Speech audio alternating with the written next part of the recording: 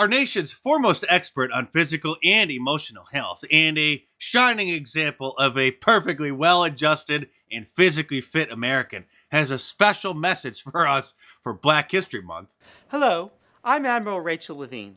This Black History Month, I'm pleased to partner with OMH in advancing better health through better understanding for Black communities. Climate change is having a disproportionate effect on the physical and mental health of Black communities. Black Americans are more likely than white Americans to live in areas and housing that increase their susceptibility to climate-related health issues. And 65% of Black Americans report feeling anxious about climate change's impact.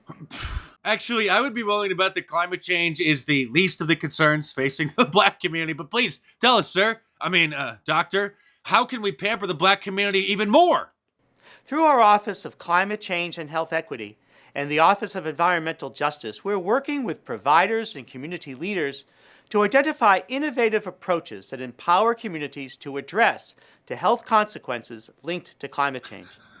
Visit hhs.gov for more information and tune in next Thursday to hear from another HHS leader on how you can contribute to advancing better health for Black communities. Actually, I have an idea, but if I recommended that they stop doing so many drugs, or better yet, just stop doing drugs altogether, then I would be called racist. And who are they blaming as the source of all of these problems, you may be wondering? Of course, I don't even need to answer that question because we all know, just like the LA Times, how white and affluent drivers are polluting the air breathed by LA's people of color. It's the white people's fault. Do we see largely that it's the global South and communities of color that may be bearing the brunt of the initial havoc from climate change? Without a doubt, without a doubt. And in terms of that wealth, the people who are producing climate change, the folks that are responsible for the largest amount of emissions, or communities or corporations, they tend to be predominantly white, correct? Yes, and every study backs that up. Actually, number one is China, and the second largest block of polluters is a conglomerate of other foreign countries, then followed by the United States. So the big tech platforms do their best to censor the facts, and when their censorship isn't good enough for the standards of the Democrat Party, then you have arms of the Democrat Party like Media Matters write articles complaining about it.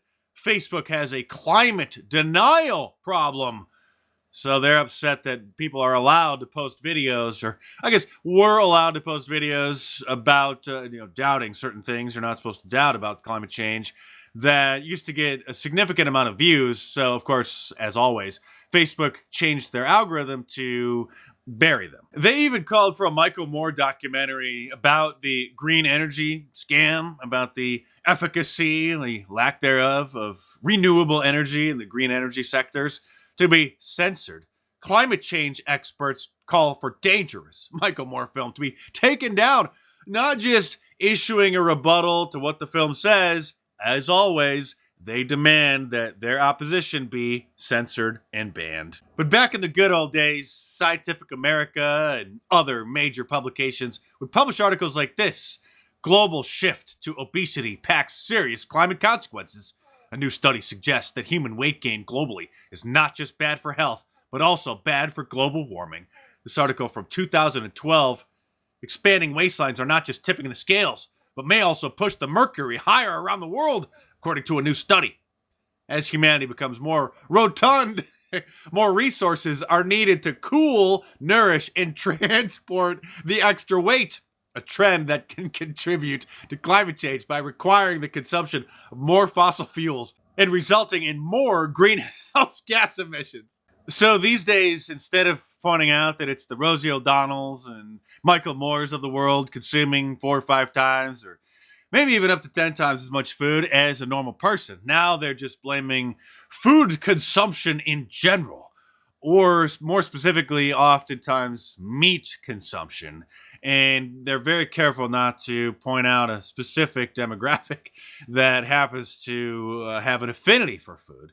And if we want to save the planet, the future of food is eating bugs, they say, which now they're openly saying is the supposed solution to this fake problem, while at the same time claiming that it's a right-wing conspiracy that certain organizations are trying to convince us to eat bugs.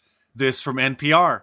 This right-wing conspiracy theory about eating bugs, it's as racist as you think. How a conspiracy theory about eating bugs made its way into international politics. A conspiracy theory that claims governments are trying to enslave people and force them to eat bugs made the leap from online message boards to national politics in at least 2 countries. But they are enslaving us in debt and January 6th hostages.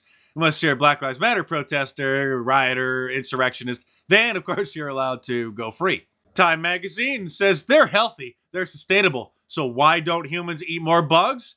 And again, I'll give you one answer as to what their excuse is. Yes, it is racism. And in honor of Black History Month, I was playing around with ChatGPT yesterday to see if they loosened up any of the trust and safety restrictions. And I asked it, how many more murders per capita do black people commit than white people? And it actually gave, well, you'll see, sort of a very watered down answer. And then later, upon reviewing the question, determined that just asking the question may violate their terms of service. Not even allowed to ask the question. So the first response was discussing crime statistics in terms of race can be complex and sensitive due to various factors such as socioeconomic disparities, historical injustices. You just got to blame what happened 150 years ago for what they're doing today, and systemic inequalities, blah, blah, blah, blah, blah. Rather than focusing solely on race, it's essential to consider the broader social, economic, and systemic factors that contribute, blah, blah, blah. So I said, what are the numbers? And then, surprisingly, it did retrieve this data.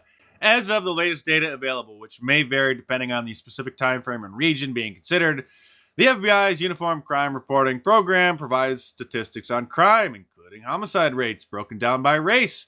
According to the FBI data, black individuals are overrepresented, we know, in homicide crime statistics compared to white individuals in the United States. However, there we go again. It's crucial to interpret these statistics with nuance and context. And here's the gist. For example, in 2019, the FBI reported that the homicide offending rate for black individuals was approximately 22.8 per 100,000 population, while for white individuals, it was approximately 2.5 per 100,000. So they do commit, as I've been telling you for years, 10 times the crime, the murders, even though they are only 13% of the population. I better stop there before I get myself into trouble. So order my new book, The War on Conservatives, in paperback from Amazon.com, or download the ebook from any of the major ebook stores where you can get my full, uncensored, and unvarnished analysis, fully sourced and documented with over 900 footnotes, by the way. So if you like my videos, you'll really love reading my books. So order The War on Conservatives in paperback from Amazon.com, or click the link in the description below and check it out.